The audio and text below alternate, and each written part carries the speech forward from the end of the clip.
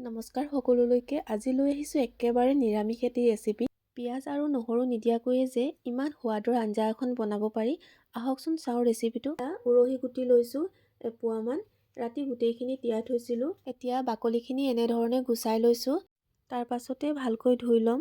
এফালে এখন কেৰাহীত তেল দি এটা শুকান জলকীয়া লগতে গোটা জিৰা এচামুচ দিছোঁ আৰু সৰু সৰুকৈ কাটি থোৱা আলুখিনি দি দিছোঁ।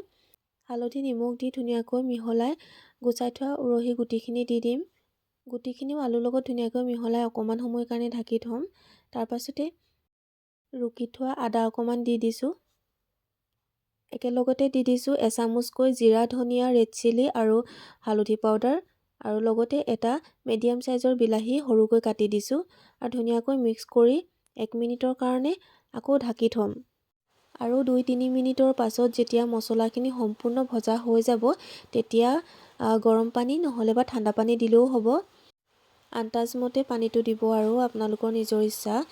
আৰু তাৰ পাছতে মই কেঁচা জলকীয়া 4টামান দি দিছোঁ। এতিয়া উৰহি গুটি আৰু আলু সিজাৰ পাছতেই ধনিয়া পাত দি দিলে আঞ্জাখন খাব পৰা হৈ যাব। আপোনালোকে যদি ইচ্ছা কৰে ইয়াত শুকান মাছ দি পিঁয়াজ, ৰচুন, আদা সকলোবিলাক মছলা ব্যৱহাৰ কৰিব পাৰিব আৰু বহুত সোৱাদ হয় সেইখন আঞ্জাও। আজি ৰেচিপিটো ইমানেই আছিল। কেনেকুৱা পালে জনাবলৈ নাপাহৰিব।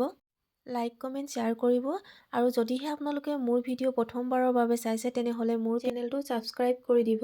আজি ভিডিঅ'টো ইমানেই আছিলে। সকলোৱে ভালে থাকক। ধন্যবাদ।